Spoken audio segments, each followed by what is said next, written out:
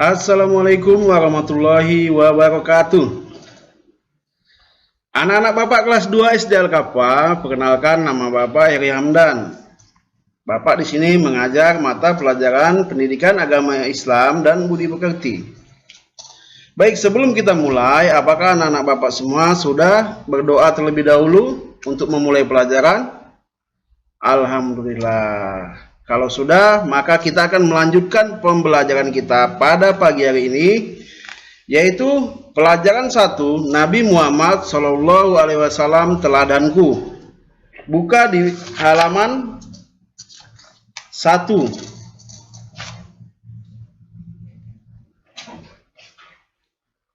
Oke.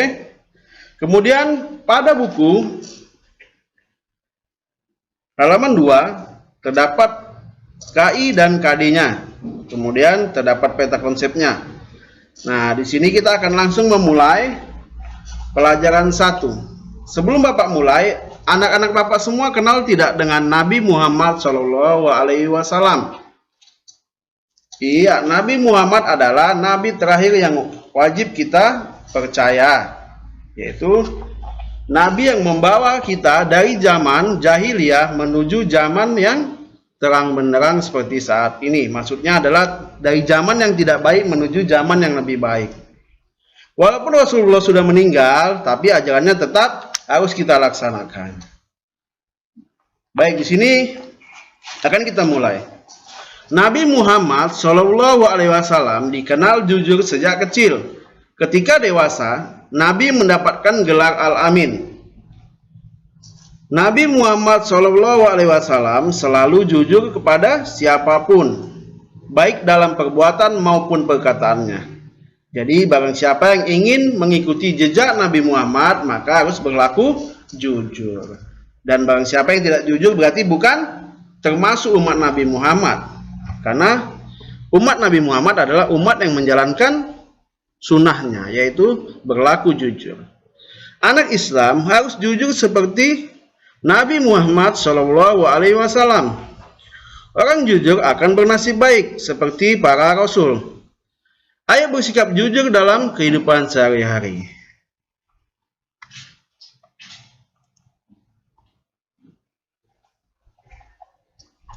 Oke, isi materi kita adalah A. Sikap jujur Nabi Muhammad SAW.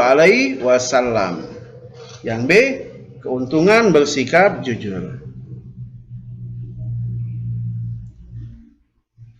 Yang pertama, ataupun bagian A, sikap jujur Nabi Muhammad SAW. Nabi Muhammad SAW terkenal kejujurannya.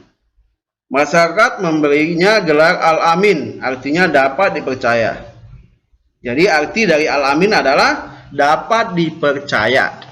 Jadi ketika dewasa, Nabi Muhammad SAW mulai berdagang.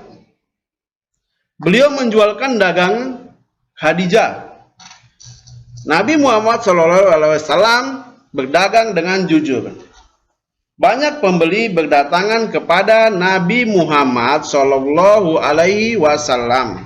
untuk membeli dagangan yang dibawanya.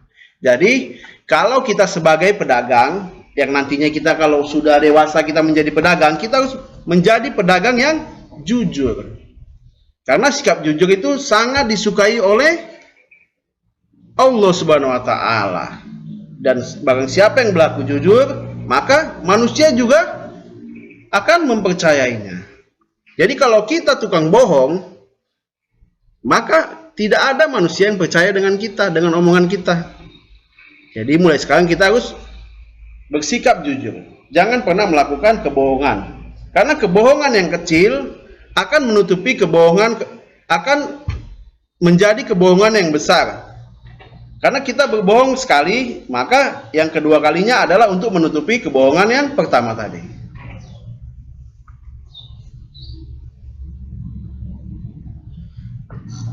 Nah, di sini pada usia 40 tahun, Muhammad SAW diangkat menjadi Rasul. Jadi diingat ya, pada usia berapa Nabi Muhammad diangkat? Yaitu pada usia 40 tahun. Nabi Muhammad Shallallahu Alaihi Wasallam menerima wahyu pertama di Gua Hiro pada malam tanggal 17 Ramadan. Malam tersebut dikenal dengan malam Nuzulul Quran atau yang kita kenal dengan turunnya wahyu Al-Quran. Setelah menjadi Rasul, Nabi Muhammad Shallallahu Alaihi Wasallam berdakwah mengajak masyarakat Mekah untuk menyembah Allah dan meninggalkan sifat-sifat yang tercela. Seperti yang Bapak sampaikan tadi, yaitu Nabi Muhammad membawa kita dari zaman jahiliyah menuju zaman yang taat kepada Allah Subhanahu wa taala. Masyarakat Mekah ada yang mengikuti ajaran beliau dan ada juga yang membangkang dan menentangnya, yaitu kaum kafir Quraisy. Meskipun ditentang, Nabi Muhammad Shallallahu Alaihi Wasallam tidak putus asa. Beliau terus-menerus berdakwah hingga akhir hayatnya. Kejujuran Nabi Muhammad Shallallahu Alaihi Wasallam membuat masyarakat percaya mengikuti ajaran Islam yang dibawanya. Jadi di sini kita diperintahkan untuk berdakwah. Dakwah kita bukan seperti dakwah Nabi dulu, ya. Dakwah kita aja di sini saling mengingatkan satu sama lain dalam berbuat kebaikan kepada teman, kepada orang tua, dan kepada siapapun yang kita akan sampaikan kebenaran itu.